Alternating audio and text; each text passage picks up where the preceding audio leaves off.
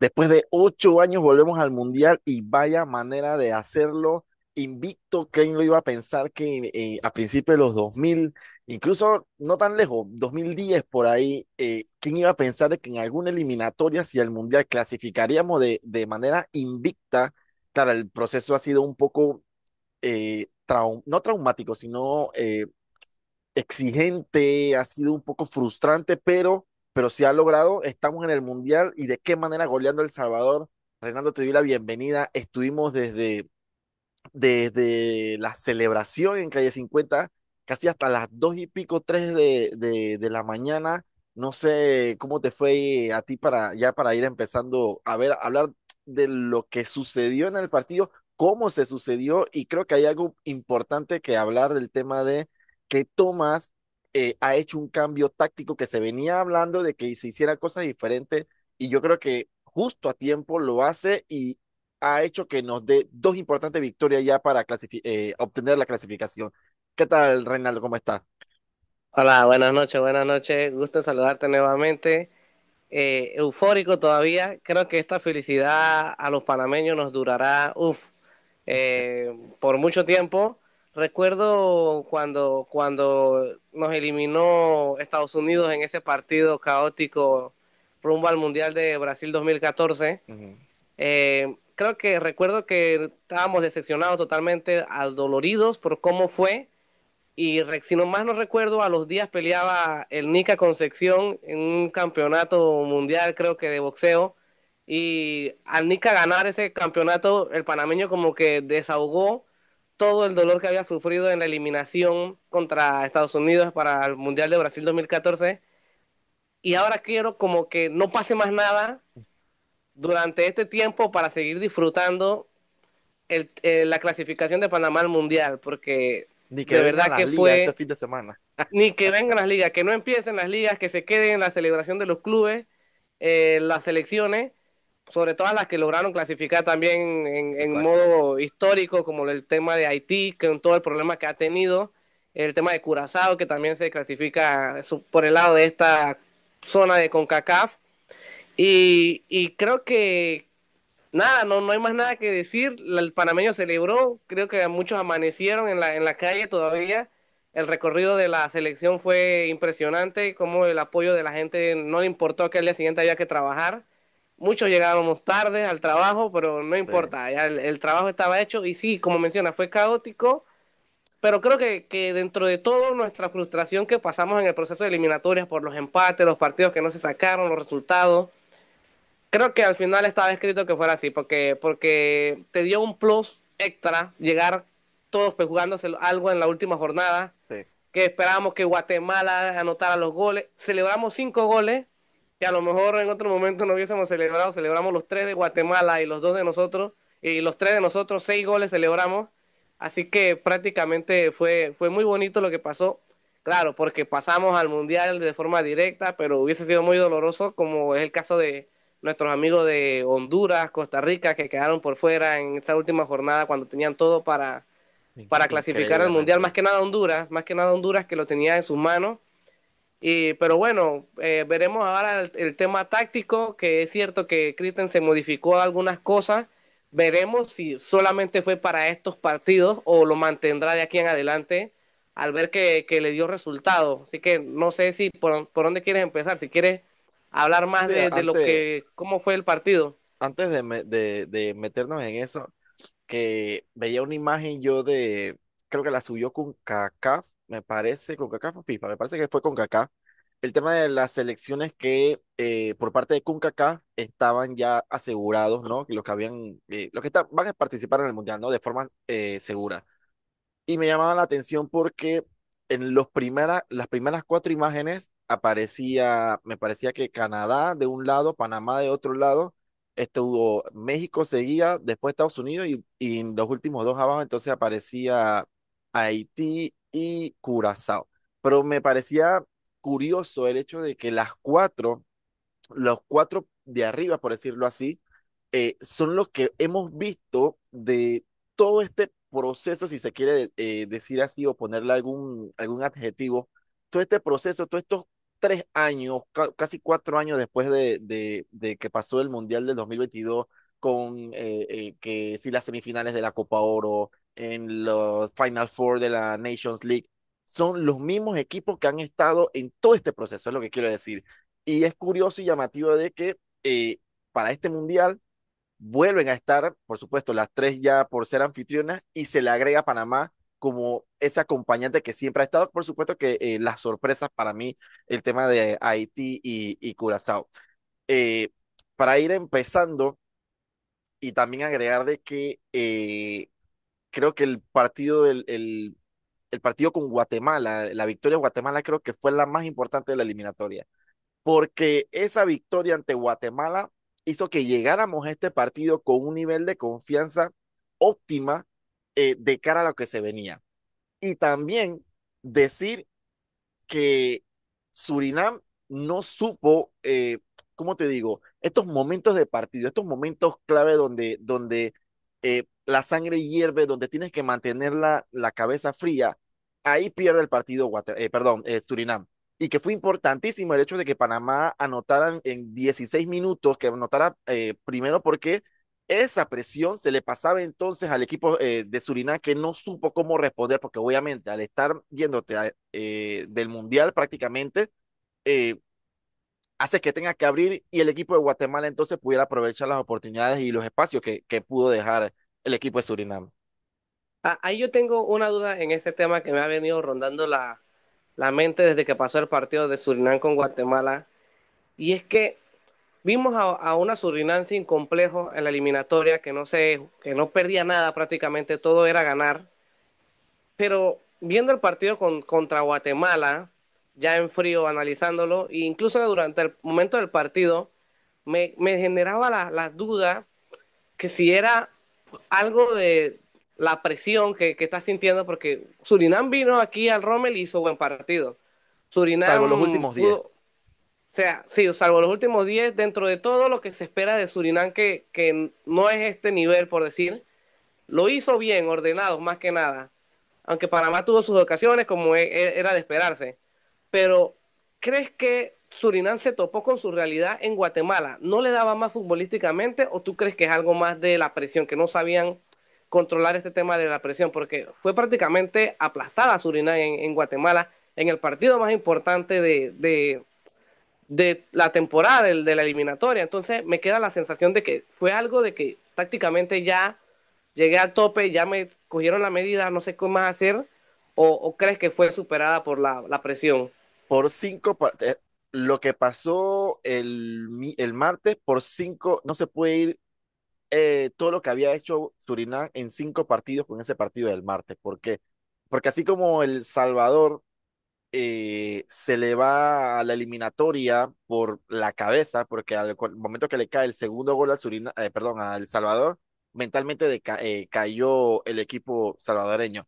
Así mismo también fue, considero yo, que pudo haber pasado con Surinam, porque pasó aquí en Panamá cuando se jugó el Panamá con Surinam aquí en el Rommel, que sí, que Surinam que habíamos dicho de que Surinam fue el que mejor le jugó a Panamá, pero es que también es cierto que, si bien es cierto de todo el trámite del partido, Surinam supo controlar a Panamá, cuando entonces Panamá apretó y que la afición también estuvo apretando, ese momento clave del partido, que para tú poder cerrar la eliminatoria, el partido, perdón, para tú cerrar el partido, tener esa calma, esa lucidez al momento de clave que se estaba dando, no lo tuvo. Entonces, te empata Panamá en los últimos dos, casi a 2 minutos también de que Sí, terminara el del final. partido. Era para que prácticamente Panamá estuviera afuera. Entonces, esos momentos claves no supo dominar, lo que puede tener todo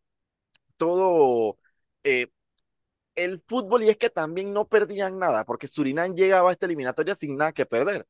Claro, Exactamente. se convirtió en un cuco por el tema de que viene del Bombo 4, venía del Bombo 4, pero pasar la eliminatoria y viéndote ya que estuviste prácticamente toda la eliminatoria de primer lugar y en el momento clave, que es cuando tú tienes que tener eh, la cabeza más fría que pudieras tenerla, se te va el partido porque, ya te digo, todo eso se sabe. En el momento que Panamá anota en el minuto 16, eso corre la información de una vez. Entonces, fue el segundo gol de Guatemala hacia Surinam, cae ¿qué? En menos de 5 o 10 minutos. O sea, cae enseguida y es por causa de que Surinam se le estaba yendo el partido y no supo cómo ponerle manos al trámite del partido. Ahora, bien por Guatemala y bien por nosotros también, porque al final nos convenía, pero sí te deja la sensación como que un poco de, yo sé que eran ellos o nosotros, por lo menos rescataron el repechaje con ese autogol al final de Guatemala, Oh, que Guatemala vaya los manera. deja por fuera, pero los mete de nuevo también en el Exacto. repechaje. Ahora viendo la llave del repechaje, creo que ya veremos un video más adelante. Le toca complicado a Surinam por el tema de enfrentarse a Bolivia y en caso tal pasar, le toca a Y Irak. ojo Es y complicado. para mí, ojo con Surinam que le pega a Bolivia. Bueno, veremos Cuidado, cómo ojo. ya tendremos videos más adelante, pero creo que Exacto. le tocó el lado más fuerte, aunque evita República del Congo, que tiene la mitad del equipo en la Premier, pero hay que estar ahí. Entonces, no sé si quieres que nos metamos ya en tema de táctico, lo táctico, para no abarcar tanto tampoco en lo táctico, porque ya la gente ya quiere saber es triunfo, lo que viene, cómo estarán, cuándo se compran los boletos, cuándo nos vamos. Sí. Oh, ¿cuándo nos vamos? ¿Cuándo nos vamos?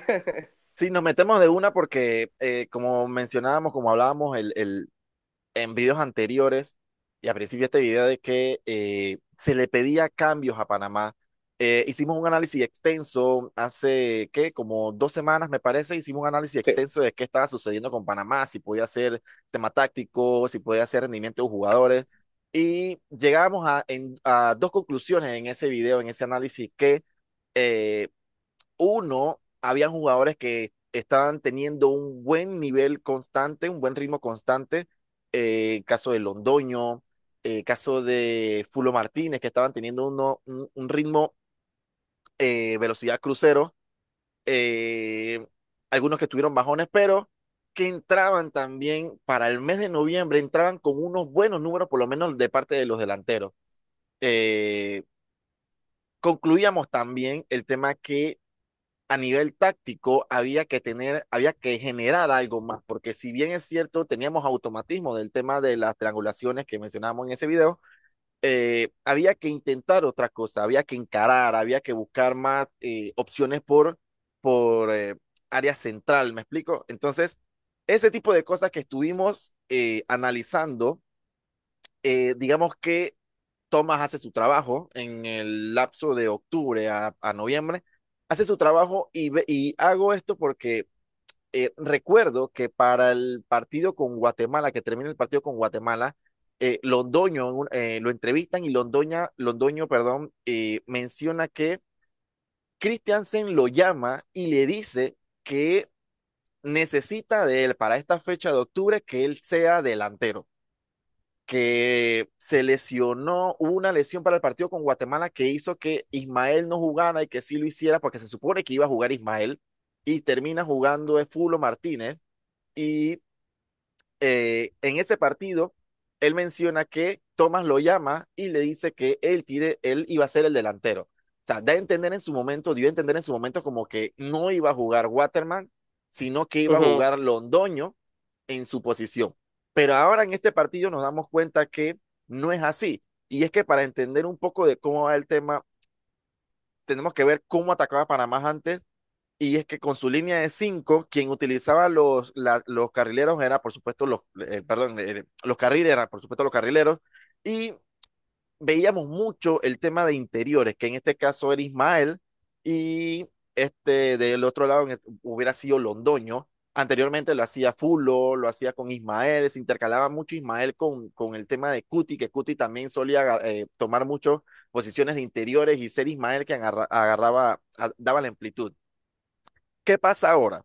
Que Panamá, con Thomas Christensen, viendo la situación de uno, que nos tienen referenciado, y dos, de lo poco que se estaba generando, por claro, al tener un solo Exacto. delantero y por más que tengas interiores atrás, no tienes tanta proyección hacia arriba. ¿Cómo modifica esto? Que el rol que podía tener Londoño como extremo o como un interior esta vez lo hace como un segundo delantero, acompañando a Waterman Waterman. y ser Ismael Díaz quien haga de media punta. ¿Cómo se paraba Panamá? Con una línea de cinco, con sus dos constructores, por decirlo así, entre Carrasquilla y Godoy. Tenía entonces a Ismael con todo el ancho de su media punta para poder moverse libremente, que será, pareciera que su rol fue ese, de tener libertad de movimiento y aparecer donde más necesitaba el tema de la elaboración de jugada, llegar de Exacto. segunda línea y entonces tener a dos hombres marcando y fijando la defensa como es y, eh, Londoño y Waterman. Panamá sigue teniendo esas triangulaciones porque eso es parte del automatismo de Panamá. Eh, pero aparte de eso, me gustó y me sorprendió algo mucho, porque ¿qué pasaba? Que si bien es cierto, hemos visto muchísimo a Blackman, que lo hemos visto como extremo, lo hemos visto como carrilero también, al tener esa proyección ofensiva, a mí me sorprendió mucho que era Harvey quien se quedaba como un tercer central, pero habíamos visto, sí, o sea, no es sorpresa lo de Harvey como un tercer central, pero Harvey era quien ocupaba esa posición central entre los tres centrales, como por decirlo así, un líbero, y en esta ocasión es él quien toma la banda como si estuviera cubriéndole la espalda a A Blackman Blackman. y ser Fidel el que queda en el medio. Pero ¿qué pasaba? Que cuando Panamá, por ejemplo, no siempre, pero era dependiendo de qué tan atrás estuviera El Salvador, qué tanta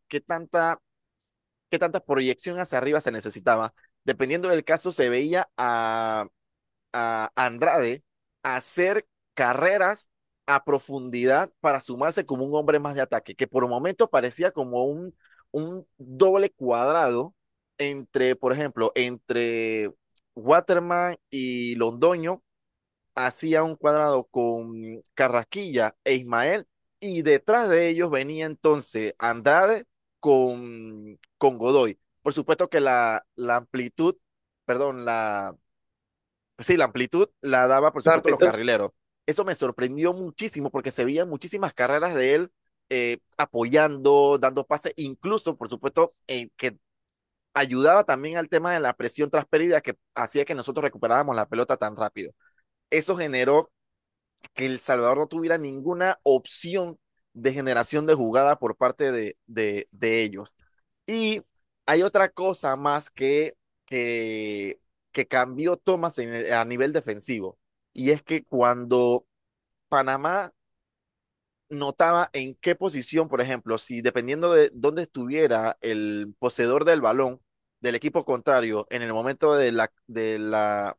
a principio de la construcción de ataque posicional, Panamá se posicionaba en un bloque medio, pero hacían como un falso 4-3-3, les digo yo. ¿Por qué? Porque como delantero, la primera línea de presión que le hacían entre Waterman, Ismael y Londoño, detrás de ellos venían los dos fijos, que era Godoy y Carraquilla, y la posición de Blackman era lo importante. Dependiendo de dónde estuviera posicionado, como mencionaba, el poseedor del balón, dónde estuviera el equipo contrario posicionado, Blackman podía unirse a la línea de tres mediocampistas con Carrasquilla y Godoy, o se quedaba en ¿cómo se puede decir? Un espacio intermedio entre ellos y la línea de defensa. ¿Quiénes quedaban haciendo la línea de cuatro?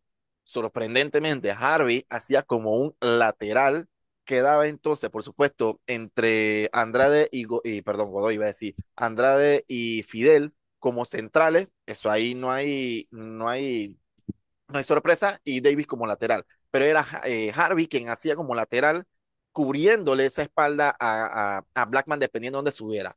¿Qué pasaba cuando entonces el equipo contrario, en este caso El Salvador y Guatemala, porque también se vio que no enfocamos tanto el tema defensivo de Panamá ni ataque, porque quisimos enfocarlo en ese partido con Guatemala por qué fue que perdimos la posición del balón?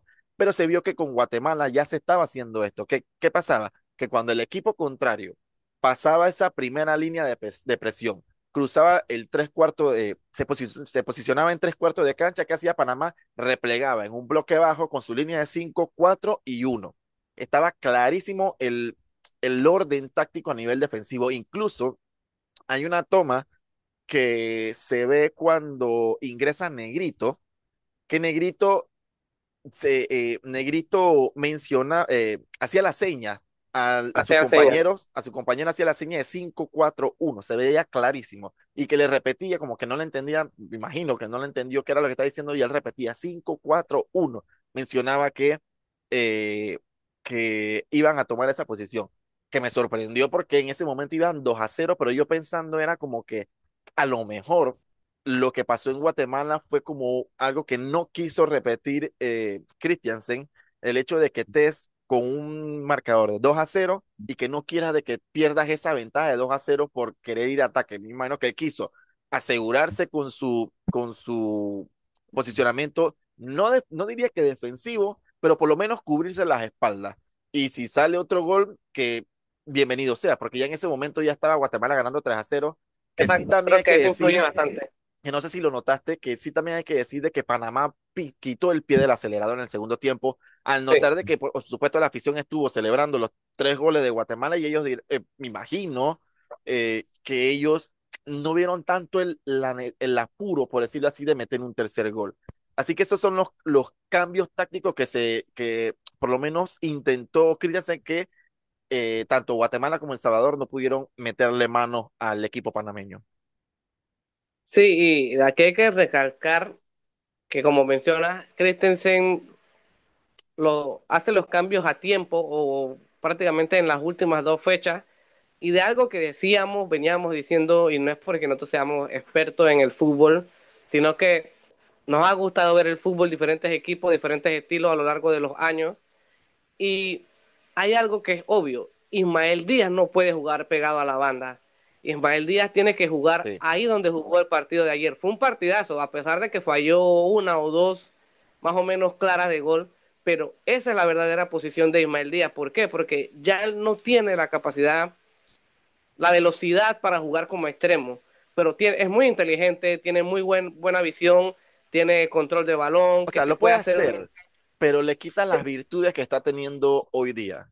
Exactamente, exactamente. Entonces, y de llegando de segunda línea es súper peligroso. Sí, Muchas veces cuando vemos en las imágenes, él llegaba solo de segunda línea. Se le encontró pocas veces, porque el balón siempre fue más hacia Waterman, Londoño, pero Ismael Díaz llegó muchas veces solo en el borde del área y ya lo vimos en Copa Oro, que es un jugador súper peligroso de cara al marco. Entonces, me gustaría ver de ahora en adelante, si Ismael Díaz tomara esa posición, sabemos que el Fulo también puede hacer esa función. sí. El Fulo es un poco diferente, un poquito un motorcito que corre para todos lados. Quizás a Ismael Díaz le falta ese desgaste más, pero en el momento como el de ayer, que se sabía que iban a presionar a Carraquilla y a Godoy, Ismael Díaz funciona perfectamente. Es un caso como lo mencionamos en el video de Surinam, el de Yubitana, que es el que orbita en esa zona y le da Sí. una totalmente salida al equipo porque tiene visión. No tenemos tantos jugadores en la selección, eso nos falta, que puedan jugar en esa posición. Teníamos a Yanis, pero bueno, ha desaparecido Yanis del radar del Mister en estas dos últimas eliminatorias. En octubre no estuvo, tampoco ahora. No sé si ya será definitivo que no estará Yanis de cara al Mundial. Pero nos faltan jugadores que sean enganches, segundo delantero, media punta. No tenemos prácticamente, tenemos buenos extremos, tenemos defensas, tenemos laterales. Al final del video me llama mucho la atención del partido en la entrevista que Blackman le grita a Christensen, te lo dije, yo estoy aquí, confía en mí, como diciendo, hey, no siempre es Murillo, yo puedo jugar, si yo soy igual de bueno que Michael Amir, Sí. pero por lo menos tenemos una variante de lateral derecho. Muchas veces nos costó en un lateral derecho, no teníamos carrileros derechos. Tuvimos a Parrish, jugamos en un momento con Parrish, Machado inventado Machado. de lateral. Teníamos por lo general siempre a Coco Enrique de lateral izquierdo, que era un fijo con Eric Davis, pero no teníamos buenos carrileros derechos. Ahora sí lo tenemos, gracias a Dios. Nos faltó, sí es cierto que nos sigue faltando el tema de que ya eso será para seguir analizándolo con cabeza fría. Ya no sé qué más podemos hacer de los goles. ¿Cuántos goles anotaron nuestros defensas? Yo creo que hubo más goles de defensas que de delanteros en sí, porque Sí, pero es cierto que Guatemala ganó y bajamos el acelerador, pero si ha sido por los goles que necesitábamos de nuestro delantero, Pero es que olvídate. yo creo que tiene que Fallamos ver, fácilmente como cinco claras de gol, claras, y yo te cuento que en cualquier partido terminan en gol, pero no sé, nos sigue costando, gracias a Dios ayer apareció Blackman, apareció el David de penal, el Puma, contra Guatemala, el que goleó fue Harvey, si no me equivoco, en el partido de ida, aquí en el sí, Rommel, el que empató el partido fue Harvey. Está bien, los defensas juegan y son uno de los que más amplitud le dan y está todo bien, pero yo creo que necesitamos una limpia, hay que hacernos un baño con algo porque no es normal lo que nos está pasando de cara al gol y nos puede perjudicar de cara al objetivo que viene ahora, que creo que es hacer un buen papel en el Mundial. Ya no es solo ir como los recién llegados, sino por lo menos intentar ganar un partido e incluso pasar de ronda. Ahora está el run run de Kadir Barría, que anotó doblete en Botafogo, pero veremos, un paso a la vez, ya estamos en el Mundial, que es lo importante, pero sí queda esa sensación como que, wow, ¿qué pasa que no podemos mantener? Porque lo habíamos hecho en Guatemala, anotaron 3 goles nuestros delanteros, 2 de Waterman, 1 de Fajardo, pero venimos al Rommel, necesitamos quizás que los delanteros sigan en confianza y no encuentran el gol fácilmente. yo Es creo que algo tiene que que ver tenemos ahí. con cómo está diseñado el equipo, que la proyección de los laterales hacen de que se sumen bastante al ataque. Eh, pero sí es cierto, o sea, a ver, que este partido, por todo lo que se generó, este partido era para mínimo 5, 4 goles. Fácil.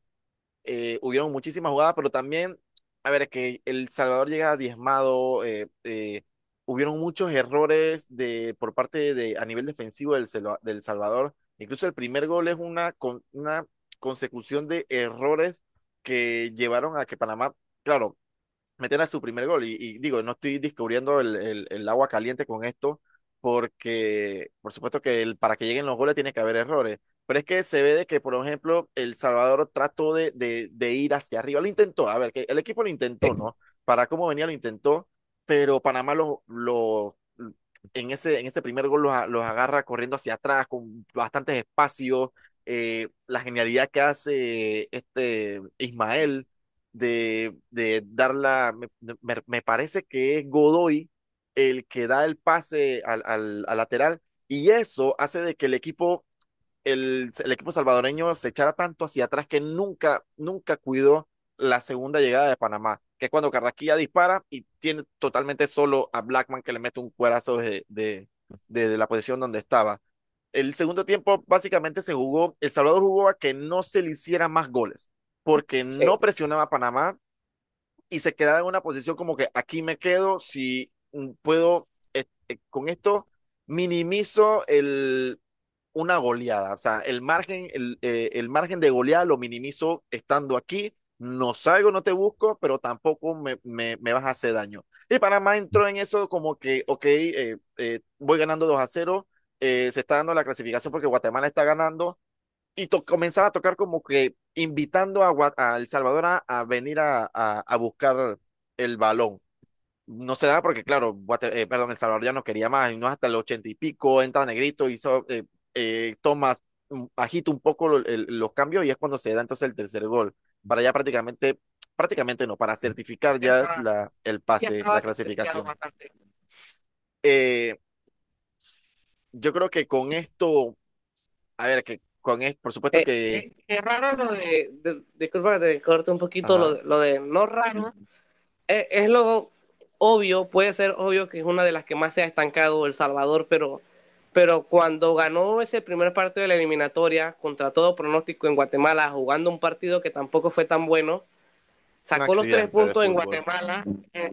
Sí, puede decirse un accidente, pero te invita como que a pensar que puede haber algo más en esta selección de El Salvador porque sacó los primeros 3 puntos de visita. Luego cae en casa en el siguiente partido y de ahí no sumó más. No llegó a sumar, se queda con 3 puntos si no me equivoco. Sí, sí, tres Pero, puntos. pero sí empezó líder, por lo menos esa primera jornada, y no fue capaz ni siquiera de sacar un partido más de los de casa ni de visitante. No, súper raro lo de falta ver si renovarán a Bolillo, que no creo por el tema que pasó estos días, No sé si lo renovarán, pero sí te queda esa sensación como que, ¿qué pasó con esta selección de El Salvador? O sea, ¿en qué parte se quedó? Porque incluso Guatemala rindió un poco más en todos los partidos, aunque no ganó la cantidad de puntos suficiente, pero rindió, mostró algo diferente. El caso de El Salvador en parte se parece un poco al de Costa Rica del tema de los técnicos. A ver, este es un tema extenso porque por cómo se manejan el tema de los técnicos a nivel de Centroamérica. Pero bueno, ya prácticamente se nos está acabando el tiempo.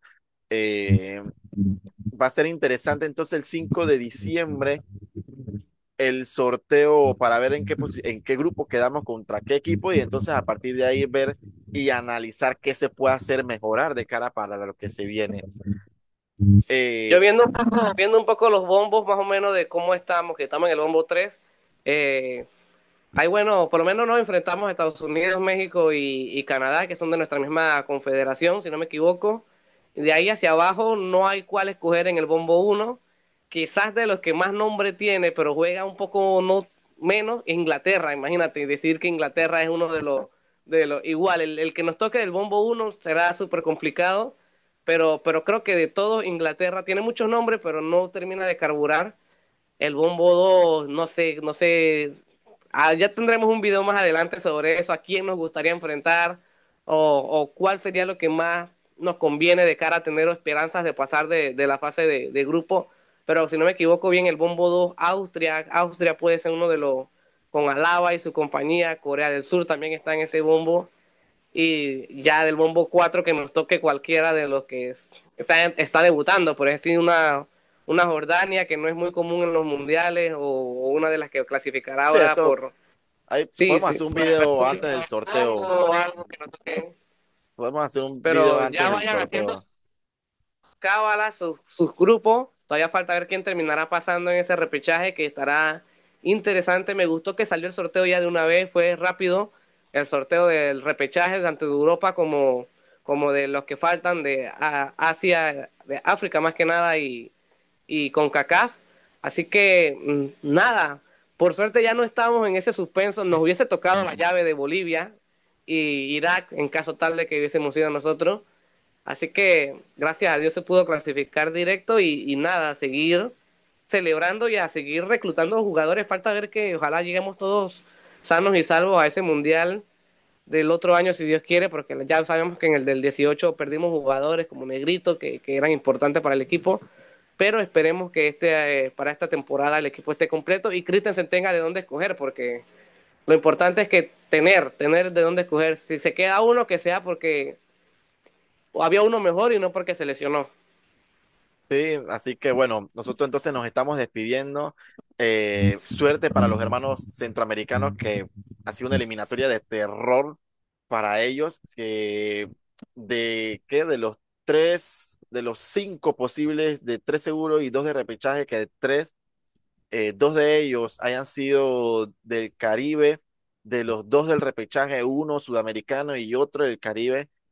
Habla mucho también el tema de que estaba viendo una estadística de un análisis de que quienes clasificaron y están en repechaje son los equipos, los países que tienen técnicos europeos y que su plantilla superan arriba de los 20, 25 jugadores que juegan en el extranjero. O sea, eso te habla mucho de por dónde está yendo el tema de CONCACAF y que Costa Rica, Honduras, los países, los hermanos centroamericanos, si no se ponen las pilas, como decimos acá, eh,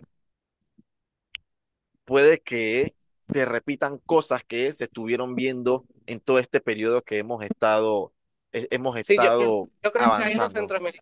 los centroamericanos estamos teniendo un poquito de desventaja con el Caribe del tema de que están trayendo muchos jugadores Sí, pero eso está de pasando en todos lados. ascendencia. México siempre lo ha Sí, hecho, de Estados Unidos ascendencia. siempre lo ha hecho, Canadá Es, siempre lo ha hecho, así que no es es nada cierto, pero ellos sorpresivo. son, pero Así para que nosotros que estamos en Centroamérica, que no tenemos tantos jugadores afuera, ni nacionalizados extranjeros, a lo mejor por ahí tiene que ir el tema de los centroamericanos en caso tal de que no tenemos jugadores, por ejemplo Guatemala, que no tiene muchos.